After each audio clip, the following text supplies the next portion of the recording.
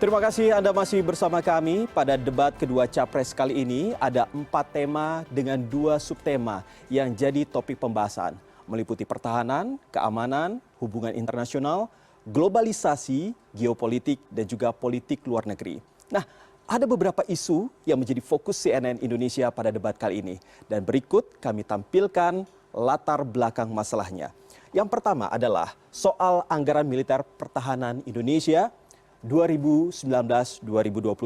Sebelum kita membahas terkait dengan anggaran ini, perlu kami sampaikan terlebih dahulu terkait dengan berapa sih total anggaran dari tahun ke tahun terkait dengan anggaran militer pertahanan Indonesia. Yang pertama di tahun 2019. Di tahun 2019 ini sebanyak 115,35 triliun. Berbeda dengan tahun 2020 ini mengalami peningkatan sebesar 136,87 triliun di tahun 2020. Dan selanjutnya di tahun 2021 ini mengalami penurunan walaupun tidak begitu besar sebesar 125,89 triliun.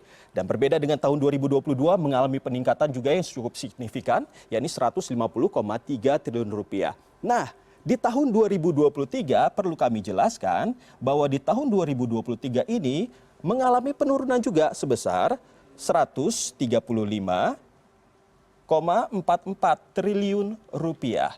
Tapi inilah yang menjadi pembahasan banyak orang.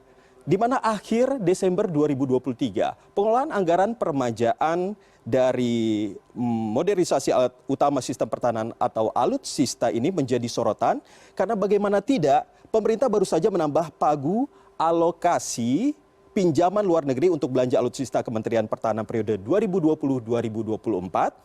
Ini sebesar 4,25 miliar dolar Amerika Serikat. Atau kalau misalnya kita konversikan ke rupiah, ini sebesar 61,7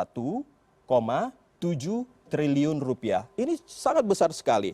Dan dari realisasi anggaran sebelumnya ini yang sudah dianggap jumbo sebesar 135,44 triliun rupiah. Ini merupakan belanja kementerian terbesar setelah Kementerian PUPR.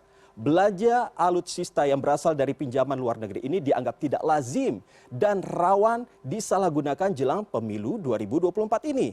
Apalagi tata kelola anggaran untuk sektor pertahanan selama ini tidak pernah dilakukan secara terbuka dengan dalih kerahasiaan negara.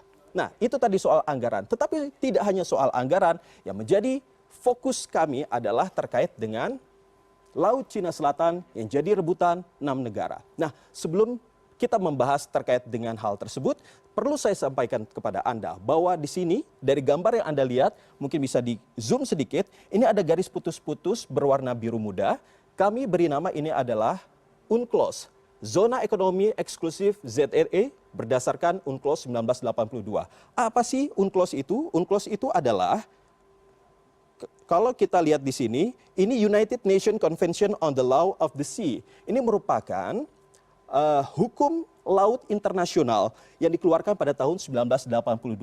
Di mana, maaf kita balik lagi, di mana UNCLOS pada tahun 1982 ini sudah diakui oleh banyak negara di dunia. Dan ini juga diterapkan di negara-negara dunia, area laut dari sebuah negara berjarak 200 mil dari garis dasar pantai terluar. Ini ya, kita bisa lihat ini yang warna biru. Lalu berbeda dengan UNCLOS ini ada 9 dash line. Inilah yang diakui oleh Cina yang berwarna merah ini. Di sini ada wilayah historis Laut Cina Selatan seluas 2 juta kilometer persegi yang 90% di dalamnya mereka klaim sebagai hak maritim. Bahkan meski wilayah-wilayah ini berjarak hingga 2.000 kilometer dari Cina daratan. Dan ini mereka sudah akui sejak 1948. Nah, sejak 1948. Dan di sini perlu saya sampaikan bahwa ini adalah Laut Natuna yang sempat ramai juga. Jadi ini saya kasih arsir di sini. Ini adalah bisa dikatakan pertemuan antara UNCLOS dan juga 9 dash line yang diakui oleh Cina. Nah, lalu bagaimana ini bisa terjadi? Tentunya Indonesia harus hati-hati karena Mei 2020 lalu Laut Natuna ini menjadi sumber konflik antara Indonesia dan juga Cina. Kenapa? karena baik saya akan memberikan informasinya kepada Anda ya. Karena saat itu konflik ini dipicu masuknya kapal berbendera Cina ke perairan Natuna tanpa izin. Di mana pemerintah ini pada waktu itu pemerintah Cina bersikukuh tidak melanggar hukum internasional yang ditetapkan oleh Hukum Laut PBB atau UNCLOS.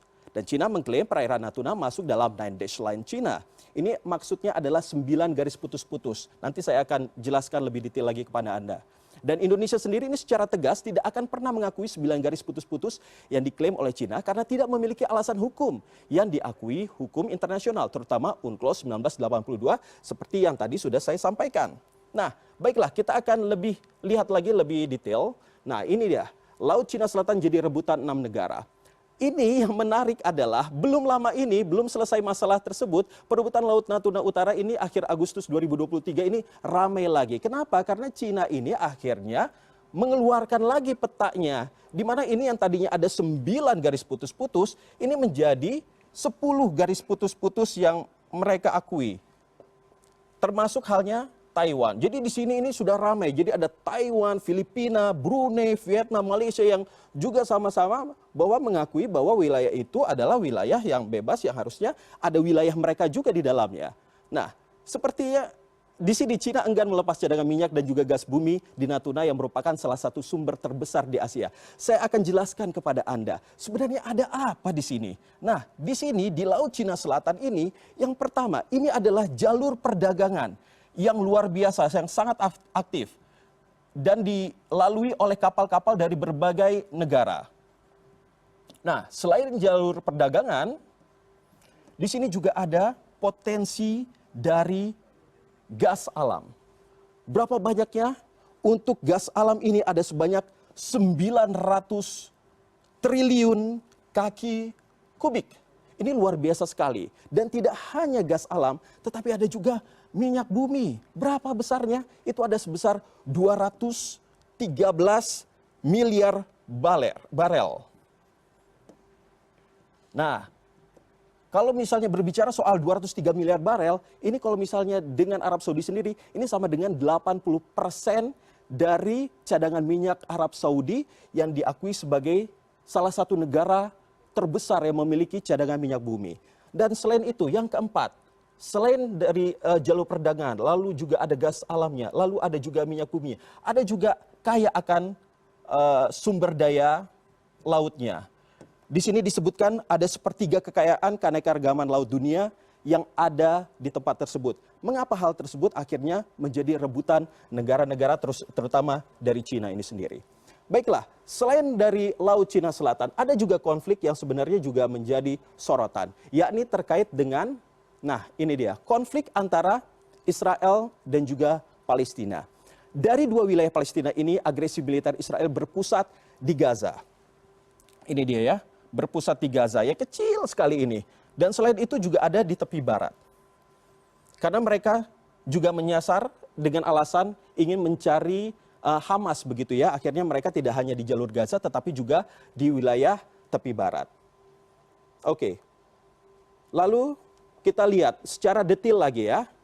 Saya akan jelaskan kepada Anda secara detail. Sebentar. Nah, kita zoom sedikit wilayah Gaza, di mana walaupun begitu, kini mereka juga menyerbu kawasan tepi barat dengan alasan untuk mencari dan menumpas Hamas, seperti yang tadi sudah saya sampaikan. Tetapi kalau kita lihat lagi di sini sendiri, bahwa kalau misalnya kita close up lagi terkait dengan peta wilayah Gaza ini, tidak ada tempat aman di Gaza sejak agresi militer Israel 7 Oktober 2023 lalu. Karena dalam kurun waktu 24 jam, Israel menyerukan warga sipil Palestina untuk mengungsi ke selatan Gaza. 2 bulan agresi, pengeboman, dan serangan darat juga mengincar bagian selatan Gaza. Ini ya di wilayahnya, saya akan tunjukkan kepada Anda, ini adalah titik-titik yang berwarna hitam ini adalah titik-titik pengungsian. Jadi mereka itu disebar. Alasannya Israel meyakini kota tersebut menjadi tempat adanya Hamas, begitu, berlindung di sana ya.